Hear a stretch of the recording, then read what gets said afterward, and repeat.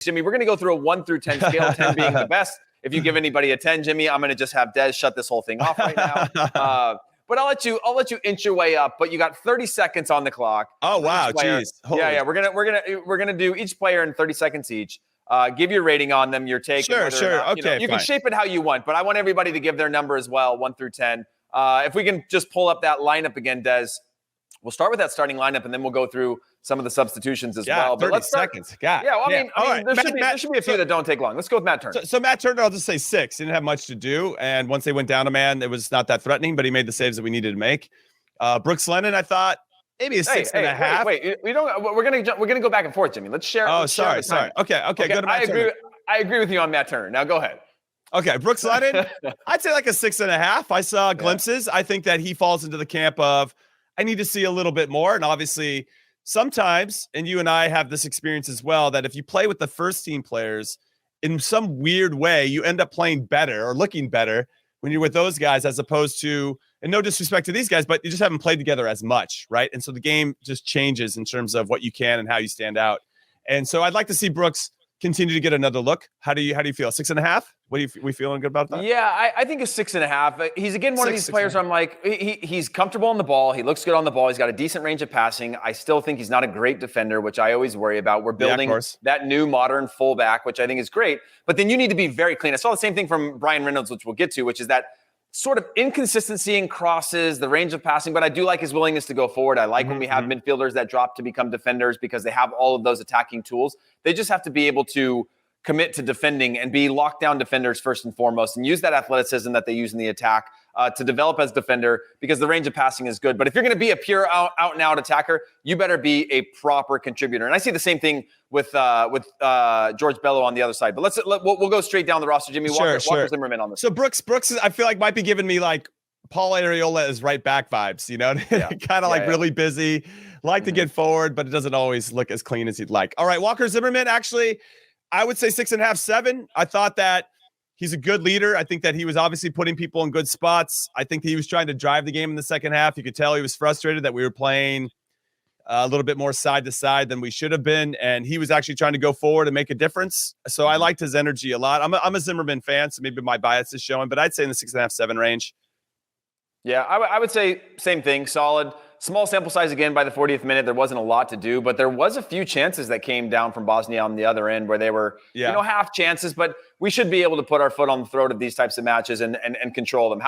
Especially if the fact we're not taking the chances. And when we're not taking chances, we should definitely not be giving up balls or giving up chances on the other end. Now, if we're throwing players forward and some tiki-taka and we're exposed a little bit, I can understand giving that up. But there was large parts where we weren't doing that. Sure. Yet somehow they were coming down to the other end. And I thought, Walker Zimmerman has to be part of that because he's a defender. So I'd say 6.5, 7 for that. And then I think Kessler falls into the same thing. I think what I didn't like about Kessler, this is me nitpicking, by the way, is that he always deferred making that pass to Zimmerman.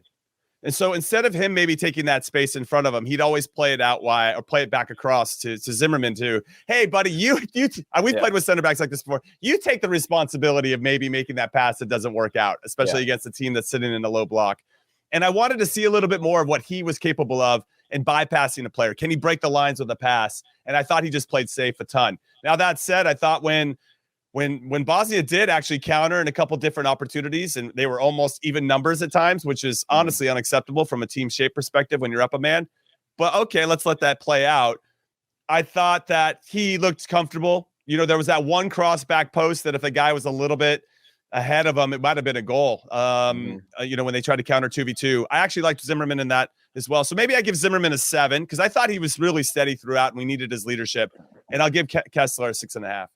Yeah, I'm going to give Kessler a 6 on this one. Not a bad performance. I thought defensively he was sound for the most part and did his job. But there was a few things that I paid attention to. And again, I'm watching these new players way more, and I'm sure you are, than you're watching Zimmerman across the board. But every time Kessler, he spent a lot of time very close in the buildup to Zimmerman. He wasn't comfortable being high and or spread out so that the fullbacks could get high and wide. And that has a domino effect on the team shape, right? So if you're way too connected to your other center back, that gap between you and the fullbacks becomes really, really far. But there was also, every time the ball would go to the right side, he would automatically start pushing in to push up instead of having that comfort of being big and wide and trusting the team to keep that possession. So every time it would come back the other way, it would be kind of a bolt for him to open up again and create that space. So I thought that was a little bit perhaps a crutch in his game that I expected a little bit more from. So moving on to George Bello. This is an interesting one, Jimmy. We've talked about him before. We talked about the fact that I'll go first with George on this one. We talked about it before where he kind of played himself out already. He didn't really seem all that good. On the ball, he looks comfortable. He looks quick. He looks explosive. But there's just nothing about his game where I go, okay, this is a game changer. It's a lot of flash, but very little substance in terms of where he's at in his development as a player right now. Now, I think he can make a move abroad, and we can see that next jump in terms of the type of player he can be. But there's nothing about his game that I go, okay, international quality, super good, defensively sound, and then bring something spectacular on the ball. Otherwise, I feel like there's just there's not enough substance in his game for me. So I'm going to go with a 6 on that in terms of his overall performance. Not a bad, I don't think it was a bad performance, 6. But I don't think he plays himself into another camp from this one. Yeah, this is like a left back committee, support each other. Are you going to give him a 4? No, I'm not going to give him a 4, but I'd say a 5. Okay. To your point, and this actually speaks to a lot of players, but because you said this about Bello, and I agree with you, who's out there trying to drive the game? Who is taking the game by the neck and saying, I'm going to do something with this game. I'm going to do something with the space in front of me. I'm going to go try to make a difference, especially when you're in the attacking third. I didn't think his crosses were all that great. I thought maybe the tactics didn't set up well for him. He's working with Ferreira, who usually sets up more centrally. Maybe Ferreira's in his space, and you got Acosta that's kind of dropping into his space as well. I want to give him the benefit of the doubt because I am a George Bello fan, but I thought he hasn't really been featured. Obviously, he was part of the Gold Cup team and started against Mexico in the Gold Cup final, and I thought he held himself well and accounted for himself well there. But he hasn't, to your point, like really taken that next step and even really push Anthony Robinson. Maybe he has because Anthony Robinson's clearly made it his own, that left back spot. I just thought that I wanted a little bit more from him. And I see Kai says Bello wasn't that bad, thought he defended well. And sure, that's good. That's important, right? That's always a good starting spot for any defender. Yeah. But we're needing a little bit more from him going forward, especially if we're expecting our outside backs to create a lot of our width. I just was a little disappointed. My expectations are right because I've seen him play better. And in a game that I expect him to play well, he didn't. And so that's why I guess I'm thinking about a 5. And we'll move on from here, but I think it's super important if we're going to have these attacking specialists, guys that are comfortable on the ball. You need to be very good going forward. You need to be very good going forward. You don't just get to be athletic and technical and whatever, and that just is your game. If you're not going to be an incredible defender, you need to have something more special. And I think we're starting to get that from a lot of positions in the national team, that specialty skill where they're a step above generations of the past. Anyways, Johnny Cardoso, where are you at with this one, Jimmy? So I saw some good instances from Johnny Cardoso who played out of stuff and was kind of cheeky about it, put it up over somebody's head and got it back and kept the ball moving. But I thought, and I'm always going to forgive 1 or 2 passes that maybe are because you're not, maybe don't have the same camaraderie or don't have that rapport with certain players because you're relatively new to the team. So I always, give a little bit of a cushion, let's say. But I thought that he was a little casual or a little loose with his passing. Maybe could have done more to play quicker, right? To get us into transition quicker. I felt like, especially as the game slowed down and they were down a man and they were clearly trying to counter, we got to keep that ball moving. And I didn't think he did enough of that. And at some points, I didn't even notice him out there. So that kind of bums me out because I wanted to see him do well. And I'm going to put him probably in the 4.5, 5 space where it's just another player that I hadn't seen and I wanted to see him do well. And obviously I've seen him play a little bit for Internacional down in Brazil, but obviously it's a different setup in this situation. It's one of those things where, and we've done it before, Heath, and this for everybody watching or listening, MLS teams at times, we would play local college teams. And you have nothing to win there. You're supposed to win. And if you don't win, that makes you look bad. If you don't play well, it makes you look bad. Yeah, remember we lost to UCLA in a preseason game. Remember that? I remember that. I wasn't playing in that one. But that I just wanted to throw that out there because I wasn't responsible for that loss. but I want to say that there was, an opportunity for him, and I just feel like he came out of it not looking great, and I think he falls into that. So I'll say 4.5.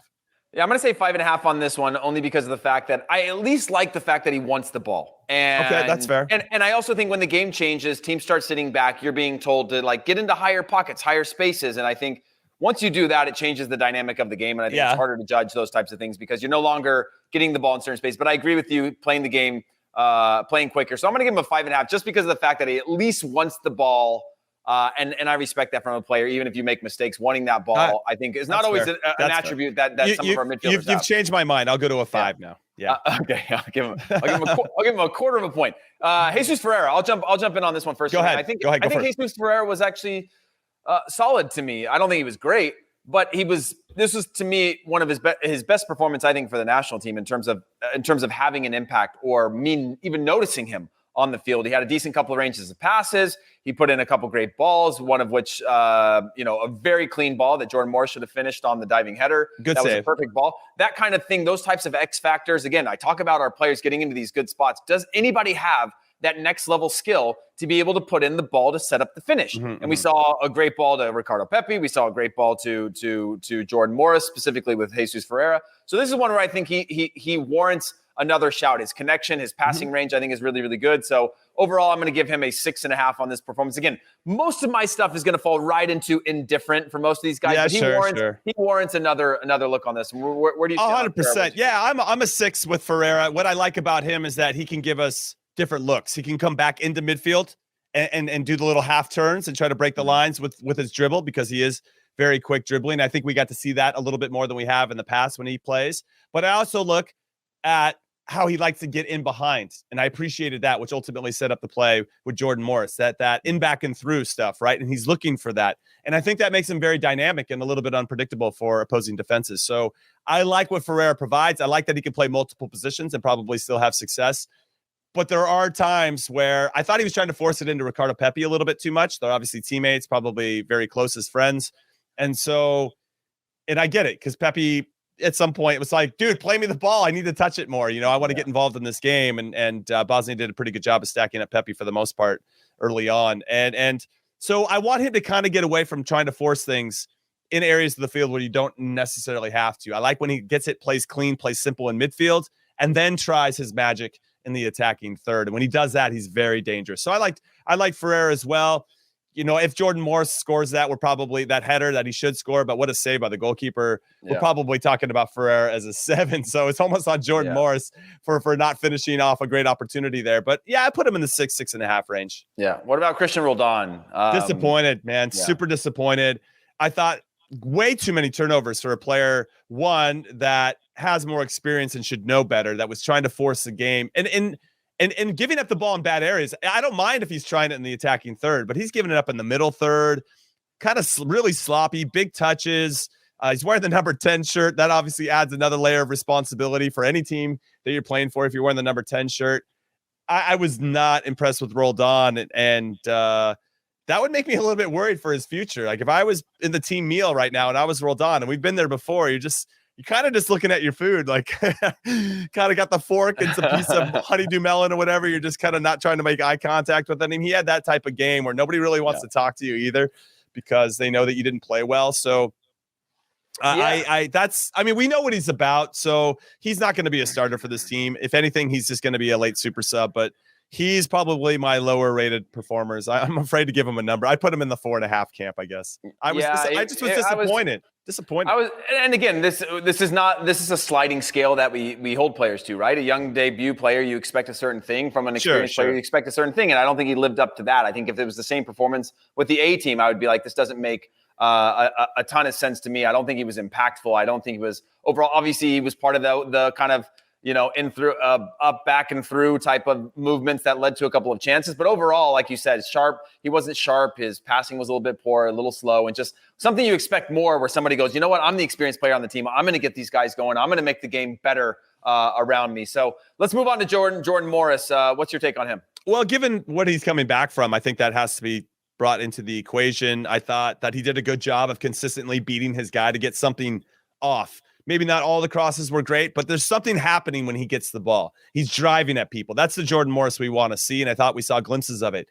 Now, it's been mentioned, I don't know, like 50 times during the broadcast that Gregg Berhalter was very impressed with where Jordan Morris was, and frankly was surprised at how far along he is post recovery from the ACL. So I can understand why he got a lot of minutes. I'm okay with him getting a lot of minutes because we need him to continue to get match fit and potentially be a nice super sub for us in these 3 qualifiers that are coming up at the end of January, beginning of February. So I would say he's probably 6.5, 7 camp. Had he finished that goal, we're probably talking 7.5/8, but you got to finish your chances, and he didn't. So I think he falls into the 6.5, 7. Yeah, I think there's 2 parts to this. Again, I'm biased just because of the fact that I know what he's done with the national team in the past. Him coming back is really important. It was a little alarming when he missed that chance, and they said he hasn't scored since scoring against LAFC in November of last year. But it makes you realize how long he's been out for, and the fact that he came back. And he was running at players. He didn't have that. We see so often with players that come back from injury, they have a little bit of that hesitation to trust their body. He looked like he was on it. And I think, again, when you think about the super subs that have been impactful over the last year, Matthew Hoppe, these types of players, Jordan Morris has a little bit more quality, a little more polish, that I could see him being a great super sub to just stretch defenses. His first touch is always at a defender, which I think is super valuable because it forces them to have to square up and make decisions, which I think is really important. And then, whips in hard balls. So I'm going to give him my 7. He's probably going to be my best performer of the day. On the attacking side of the ball for sure. And I want to agree with a comment here from Bob Alex, who says I would take Jordan Morris over Leggett and Areola, and I think I would as well. I mean, it's the way that he carries himself, and the fact that he could, if we wanted to, and we were in a pinch, we could play him high off of the number 9 or be the number 9 himself. And I like that he's got a little bit of that different look and can do a little bit more. And so, I would definitely agree with that. I would take Morris over Areola and Leggett for sure. So let's talk about Pepi. Where are you at with Pepi on this one? This one, I'm the one that's going to die on the hill if Pepi doesn't deliver for me, and he's currently not delivering for me. So no, there are the little things. He had that cheeky back heel that led to an opportunity. He's still trying to look for the ball, very similar to what you were saying about Cardoso. Even if things aren't going well, he's still trying to do the little things. I think he knows that's what's going to keep him in the team, right? You can't just feel sorry for yourself if you miss a sitter, and he did miss a sitter. And he should have finished that. And I worry about his confidence a little bit and where his head is and where he's going to go from here, right? And that's been a big concern, I think, for the last few months when he got out of that scoring spree and all of a sudden people started to mark him a little bit different. Things became a little bit more difficult. Things weren't falling to him, or when they were, he was missing. And that is going to be a big challenge for him as he moves forward in his career, especially with the U.S. men's national team, where you're super hot or you're super cold. Like, there's no in between for fans. They either love you or they hate you. Now, that said, Ricardo Pepi, if you ever watch this, Heath has always got your back. And we always have your back. Former players always have backs of the players. But I will say that, he was a bit of a disappointment. And I feel like once he missed that sitter, he kind of got into his own head a little bit. And maybe he was trying to try too hard to make up for the fact that he missed that. This is my worry. As we talked about a young player like that, he seemed mature and calm. When you miss a sitter like that, I don't think about with regard to winning the game for the U.S. men's national team. I think about the potential of having to finish that at a big club when you get your chance and you're getting a run of games and you now get that sitter. Can you finish that? Because the prolific scorers finish those, and they finish those every time because that is their bread and butter, and that's what carries them to the biggest clubs and big moments and big games where whether you get 10 chances at a game at an Ajax or you get 1 chance a game at a Juventus, can you go and you finish that off and bury teams? And I think that's the mark of being able to do that over and over and over again. Because look at the top young strikers in the world. They're doing that. Erling Haaland doesn't need 2 chances to score. You give him 1 chance, he's putting it away. And I know I'm putting two very different players into a box. No, right, but your point's the same. No. What I would say is that if Pepi scores that, we're talking him, 6.5, 7. He doesn't, and you got to drop him into the 5 range for me. Where he's still doing some little things. He's still got a little bit of presence, and clearly he was keeping the Bosnian defenders occupied. And then when they dropped into a low block and really playing with a line of 5 and a line of 4, it became a little bit more difficult for him to find the space to do what he wanted to do. And I think that's what hurt me the most when they got the red card, was that there was no real room for Ricardo Pepi or anybody to get in behind as much anymore. But that's where I thought the younger guys did a pretty good job of kind of that in back and through stuff and trying to just take some more risk. Yeah, the thing about Ricardo Pepi, he looked clearly disappointed coming off the field too. It just seemed like one where he's sort of realizing again, he didn't seem to ever be in his head, right? He had the hot hand, and now he hasn't scored in a while. People are talking about it in a negative context. He's been this golden boy, and all that stuff really starts to weigh on you in a player. Like you said, I had never seen him up until this point try to make up for a missed chance, try to make up for things that aren't going well for him. And right now it seems like he's trying to make up for that stuff, which I don't think that's a sign of a young player. He's going to go through that. Now it's just a matter of, can he bounce back and get that mentality right of saying, hey, it's just the next goal that I need, the next goal and the next goal, and move on from there. Finally, Jimmy, for our first 11, Let's talk about Kellyn Acosta. What was it? What was his performance for you? Again, I guess actually I'm gonna jump in on this. I'm still so frustrated by the idea that we still need to get more looks of Kellyn Acosta. I think it's great. I think it's amazing. Congrats to him on breaking this record. He's been a sign of stability and consistency in the national team. I think it's deserving that he's gotten the matches that he's gotten. But do you need him in this match? And when you see him in a match and you go, wow, he's had 21, 22 matches this year so far.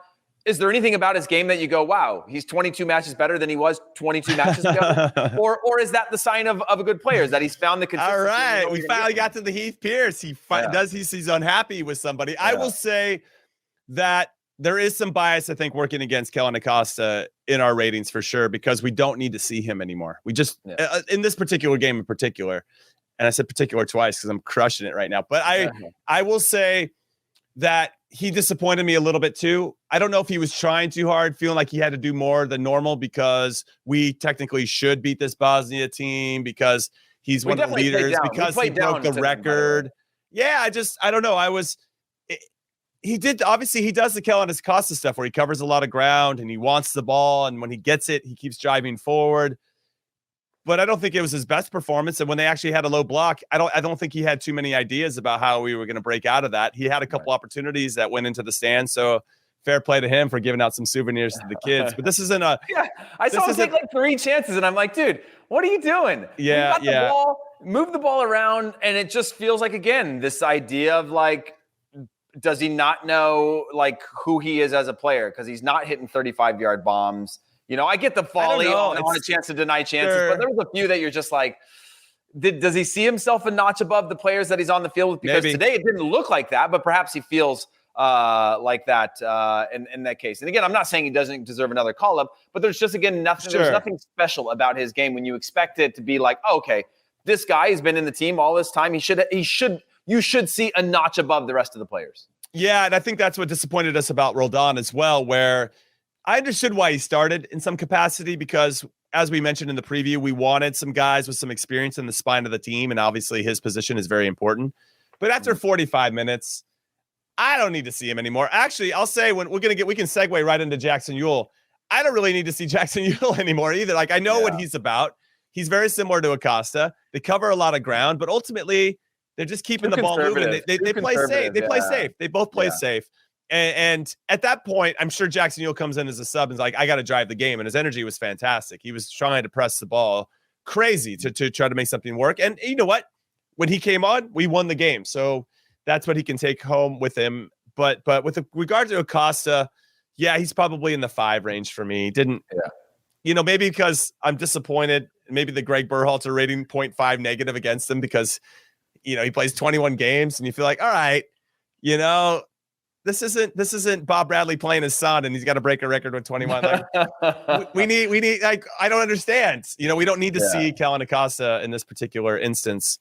It would have been nice to, I was really surprised that him and Roldan and Matt Turner, those 3 in particular, played 90 minutes. I just wanted to see other players. Yeah, I agree. Let's talk about Brian Reynolds, Cade Cowell, Gomez, and Cole Bassett, just in the context of that. Were any of those players stand out to you? Obviously, Bassett getting the goal. I think it's really important to get those goals and show that you're a gamer. Right place at the right time. There is a value to that. You can't take that away from him. Obviously, small sample size for all of them. Brian Reynolds getting more minutes, but did any of them stand out to you in terms of a call-up? Obviously, Brian Reynolds is still a project because of the fact that he doesn't play in his team. Did any of them stand out to you? I think they all did, frankly. The one player that I'll say that I was a little disappointed about was Jossie Zardes. And I'm going to get into him into a second, but I had to throw that in there just as I talked about the blanket subs. I think when you sit on the bench for that type of game and you're watching, right? We've been on the sideline before, and all of a sudden you think, okay, if I get some time, I know how I'm going to make an impact, because you're sitting there judging what's happening the same as all of us. Even though you're wearing the warm-up jersey and you're doing the cones on the sideline and you're listening to the fitness coach or whatever, you're still watching and you're still judging all those guys out there, just like all the fans at home. And you now actually have the rare opportunity to make a difference because you're there. And I think those guys came on with some ideas and came on with some, I understand how we're going to break this down. And some of it's just playing with some more urgency, playing with some purpose, trying to go forward, trying to take some risk. Really trying to get a Bosnian defender to step to them so that they'll create a pocket of space. I thought Brian Reynolds actually did a pretty good job of that on the right side, where he's just trying to get around guys. And not to say that Brooks Lennon wasn't. He was trying to do the same, but Brian Reynolds just had a little bit more to him. And maybe the Bosnian defenders were tired, so we got to throw that in, of course. But I thought that he was trying to push the game when we needed it, and really combining with everybody around him in a way that maybe Brooks wasn't. And I really like Brian Reynolds. Yeah. Cole Bassett, Jonathan Gomez, came on, good energy. Cade Cowell, like trying to make a difference. I wish Cade Cowell maybe had a little bit more of an impact, but I've seen enough of him here with the Earthquakes. I know what he's about, and I'm sure he's the next Jordan Morris. He's our next Jordan Morris.